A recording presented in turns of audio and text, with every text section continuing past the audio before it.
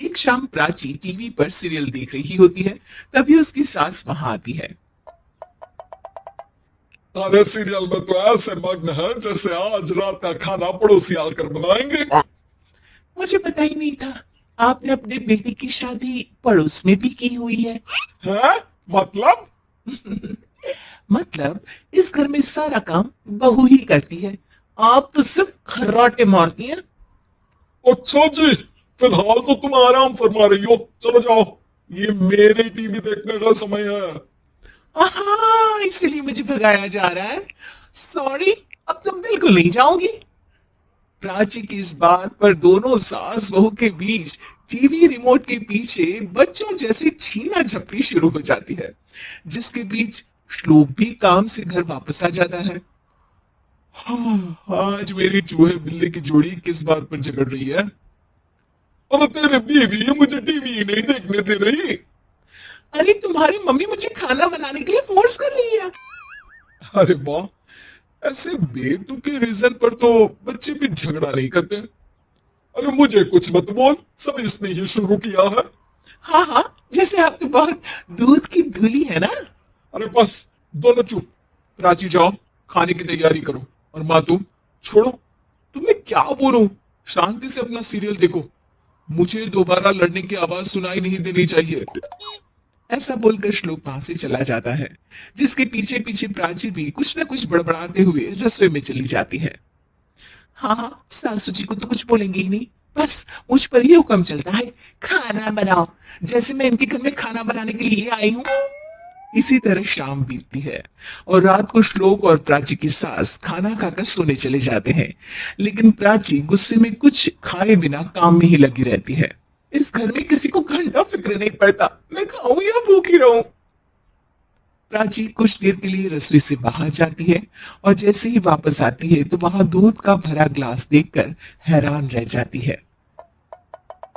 फिक्र पूरी है, बस दिखाना नहीं है।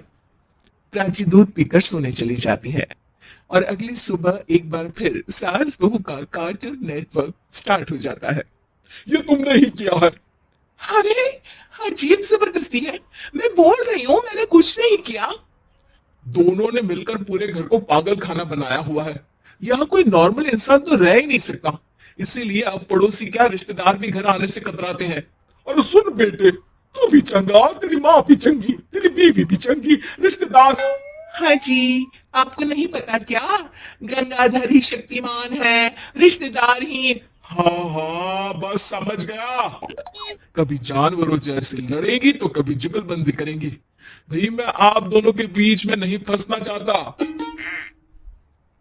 सास बहू की इस मन मौजी जोड़ी से परेशान होकर श्लोक अपना सिर खुजलाता वहां से चला जाता है। चलो, अब मैं भी कीर्तन में जा रही हूँ।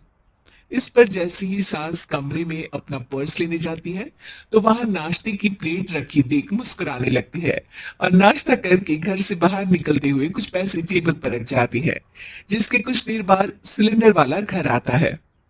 ओ मोरी मैया, मैं सिलेंडर के बारे में तो बिल्कुल भूल ही गई थी। घर खर्च के सारे पैसे भी मम्मी के पास है और श्लोक से बोला तो उल्टा चार बात सुनाएंगे। प्राची ये सोच ही रही होती है कि अचानक उसका चेहरा चमक उठता है और वो घर में आकर इधर उधर देखने लगती है। तभी उसकी नजर टेबल पर रखे पैसों पर पड़ती है, जिन्हें वो सिलेंडर वाले को दे देती है। ये सब श्लोक देख लेता है। अच्छा बेटे, इतना बड़ा घोटाला, सबके सामने मैं तेरी दुश्मन और पीठ पीछे तेरी मेरी यारी। इस पर श्लोक एक प्लान बनाता है और शाम को सब एक साथ बैठे होने पर बोलने लगता है। माँ, तुम दोनों की बहुत लड़ाई होती है, इसलिए मैं सोच रहा हूँ कि प्राची को उसके घर छोड़ाओ। इससे वो भी खुश रहेगी और तुम भी। अचानक श्लोक की ये बात सुनकर सास बहू शौक से उसकी तरफ देखती है। अरे, ऐसे कैसे घर छुड़ाओगे, मुझे कहीं नहीं जाना। अरे तुमने बोला नहीं, पर मैंने सुन लिया। तुम्हें मम्मी के साथ रहना अच्छा नहीं लगता, मुझे पता है। अरे वो, अरे जब बहू खुद कुछ काम बोले तो वो तुझे सुनता नहीं, और अब जो इसने बोला ही नहीं वो तू समझ गया। जब उसे नहीं जाना तो फिर जबरदस्ती क्यों कर रहा है? अच्छा, फिर आपको मौसी के घर छोड़ाता हूँ, बस अब आप दोनों एक घर में एक छत के नीचे नहीं रह सकती। मैं इस टॉम एंड जेरी की जोड़ी को और नहीं झेल सकता। है? ऐसे कैसे नहीं रह सकते? तुम्हें इतनी दिक्कत है तो तुम्हारा बोरिया बिस्तर पैक कर देती हूँ, लेकिन मम्मी जी कहीं नहीं जाएंगी। बिल्कुल यही सुनना था मुझे। अगर दोनों में इतना ही प्यार है फिर हर वक्त ये लड़ाई का नाटक क्यों करती हो? देखा मैंने कैसे माँ किचन में दूध रखती है और तुम उनके लिए कमरे में नाश्ता रखती हो, और कैसे वो पहले ही तुम्हारी दिक्कत समझकर घर में पैसे रखकर बाहर जाती है।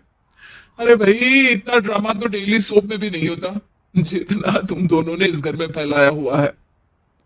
तू हमें टॉम एंड जेरी बोलता है ना, तो याद कर वो दोनों भी एक दूसरे को बाहर वालों की बुरी नजर से बचाने के लिए हमेशा सबके सामने लड़ते थे, लेकिन अकेले में दिक्कत के समय मदद भी तो करते थे।